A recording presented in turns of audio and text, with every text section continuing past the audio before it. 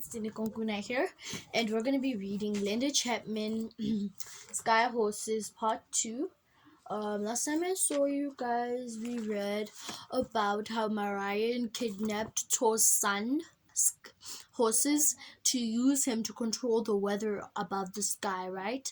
And these two best friends, Chloe and Erin, Erin has superpower.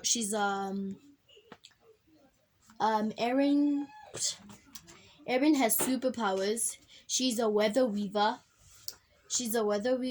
And now they're gonna try to help Thor get his son back.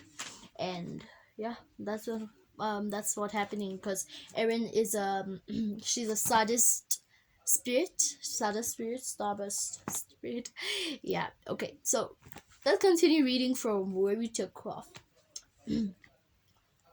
Okay, I'll just continue reading. All she knew was that weather weavers used hagstones, stones with holes in that could be found on the beach or by water. There were different types of hagstones, some with one hole, some with more, and they each contained a different type of magic that a weather weaver could free and use. Let's ask Thor, she said. They sped on over to the cliff top. To their left, the sea broke against the beach, the waves raking and the shingle. Behind them, the lights in the village of Long Meadow twinkled in the dark. They reached the wood and flew down. With a low, whiny, magnificent gray stallion stepped out of the shadows into a clearing below. His mane and tail sweeping to the floor, his ears pricked. Thor! Erin greeted him in delight. Thor could appear either in a cloud form, where he looked as if he was made of mist, or as a real solid horse. For now, he had chosen his solid form. His hoofs sank slightly into the soft ground, and there were flakes of mud around the fetlocks. Erin landed on the grass in front of him. He whinnied softly and touched his nose to her shoulder, his breath whispering across the bare skin of her arms. She wanted to put her arms around him, but she didn't quite dare. He nuzzled her and smiled up at him. He was huge, about 17 hands high. Hi, Thor, said Chloe, landing beside Erin. Thor reached out and touched her arm too. I'm glad you have come, girls. We must act quickly and find the trapping stone so that we can free Mistral. Marion could use him to bring great storms, tornadoes, or hurricanes. How will she do that? I mean, how do sky-high horses control the weather? Asked Erin. There's so much she still didn't understand about weather weaving. We do not control the weather, Erin. Thor explained gently. We are the weather. The skies change with our many moods and movements. If we are quiet and peaceful, the clouds flow gently. If we move swiftly, the clouds race across the sky. If we mass together, the clouds grow darker and heavier with rain. If we cross over the horizon, then the skies clear off all clouds. The leader of the herd decides what will happen, and as the herd follows him, the weather changes. What I don't get is why Marion needed to capture you and Mistral, said Chloe. If she's a weather weaver, can't she make the sky horses change the weather anyway? Thor shook his head. No one can make the sky horses change the weather. A weather weaver may talk to the sky. Horses use hagstones. They can ask the horses to change the weather. But the lead stallion will always make the final decision.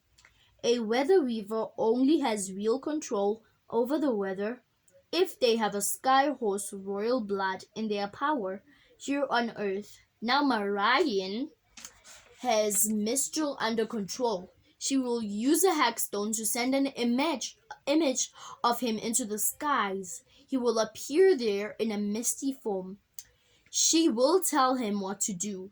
The other horses will follow his lead, and so the weather will come under her command. But why does she want to do this? Asked Aaron. For power, Tor replied abruptly.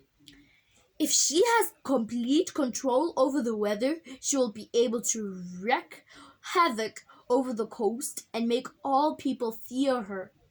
Many years ago, another dark spirit captured my grandfather, who was king of the sky horses then. There were great storms until the spirit was defeated. He looked seriously at both of them.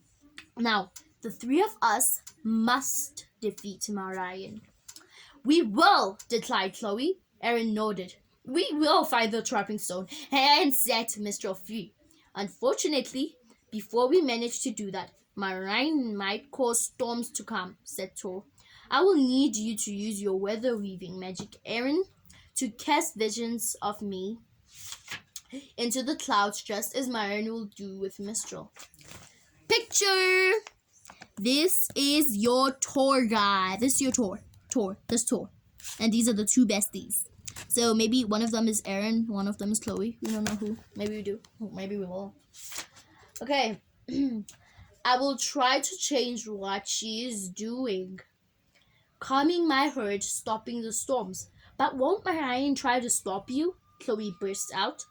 Tor nodded. Yes, it will be dangerous for all of us. I don't care, interrupted Aaron, doing her best to sound brave, although her heart was pounding. I'll do whatever you say. We can't let Marion start a massive storm and put everyone in danger here. Tor nuzzled her gratefully. You are very courageous. We better find the trapping stone as quickly as we can so we can free Mistral, said Chloe. I wonder where Marion is keeping it. I believe she will be hiding it outdoors in a place where she can work her magic, said Tor. But there is no need for you to follow her.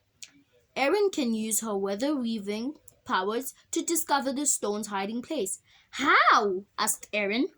Bring a seeing stone and also a warding stone, a hagstone with 2 holes tomorrow night, and then I will teach you how to use them both to do this safely. Tor's voice took on a warning note. But do not attempt to see Marion on your own. It could be very risky. I won't, Erin promised. Good, Tor answered. And in the meantime, be on the lookout for danger. There is always a possibility that Marion may come looking for you. Take a hair from my name. If you need to reach me for whatever reason, hold a hair and call to me. Wherever you are, the cloud magic that runs through me means I will hear and reply. Erin looked at his long mane and hesitated. She felt shy about breaking even a strand. Do I really need to? She asked. Can I use a hagstone? You've talked to me that way before. Tor, she had first heard Tor's voice speaking to her when she had been holding a hagstone in her bedroom. I can talk to you when you're holding a hagstone, and one day you will learn to be able to contact me in the same way. But at the moment, you do not have the knowledge and control to accurately use a hagstone to contact me. The stallion replied, If you have a hair of my name, you will be able to speak to me easily at any time if you need to. It will be safer this way. The magic is stronger and simpler. He nudged her with his muzzle. Go on. Erin cautiously broke off a single hair. Tor's dark eyes met hers. Use it whenever you need to. Holding her the hair tight, Erin rose into the air. Chloe followed her as they reached to the treetops. Erin glanced down Glanced down. Where am I? Thor had melted away into the woods and Glade was empty. Chloe looked at her almost enviously. I wish I was a weather weaver and could do magic like you. Erin felt uh, Erin, Erin felt a bit daunted.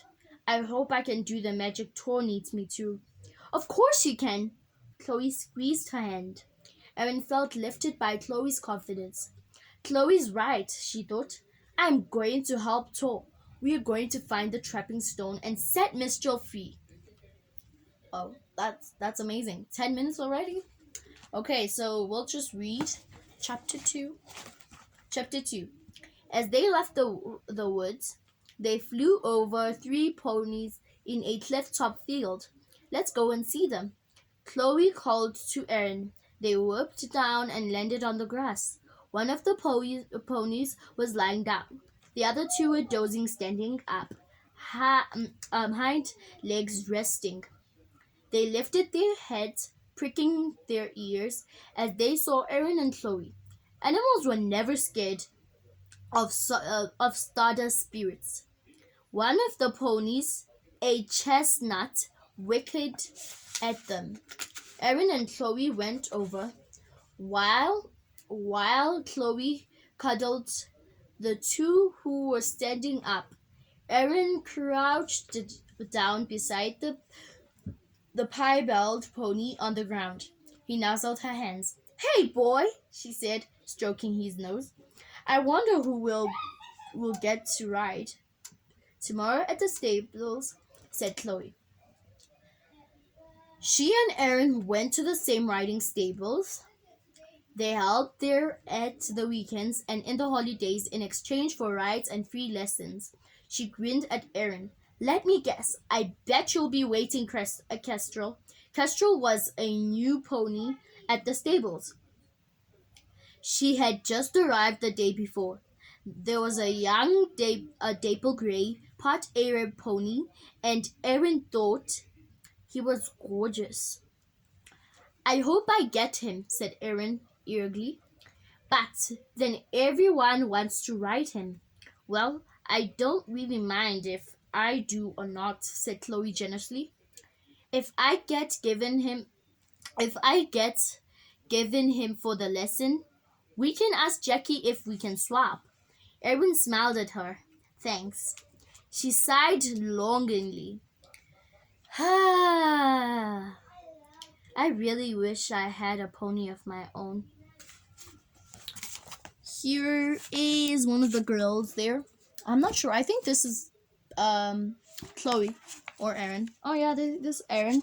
This is Erin with the pony on it. Okay, let's continue. Me too, said Chloe. Still, at least. Okay, this page. Still, at least, we've got the ponies at the stables to look after. She gave the chestnut at last. Pet, why don't we practice using our Stardust powers now? I want to do some summer magic. Erin nodded. Okay, but we better go somewhere more hidden than this. They left the ponies and found a quiet, secluded place on the cliff top. There were 4 different types of Stardust spirits: summer, autumn, winter, and spring. And they could each do different kind of magic. Chloe was the summer spirit, which meant she could start fires. Like all winter weather weavers. Erin was a winter spirit, which meant she could make it rain, snow, or hail. She hadn't been very good at doing her winter magic at first. Okay, that's it for now. Okay, it's been interesting. Now their adventure is starting and they're getting ponies and whatever. This book is amazing. It's incredible, actually, guys. I love this book. Wow. I love it. Well, for today, let's rest. That's all I have for today. Maybe tomorrow. Oh. Okay. I love you guys. Thank you. subscribe to my channel, and like the video for part 3. Can't wait to finish this book. Tell me if you want me to finish it anyway. I'll finish it. Let's see how many pages it is. This book is literally 181, 182, 183, 184. It's 185 pages. Comment down below if you want me to continue the book. If you want me to finish the entire book, which I will. Okay, thank you very much, guys. Bye.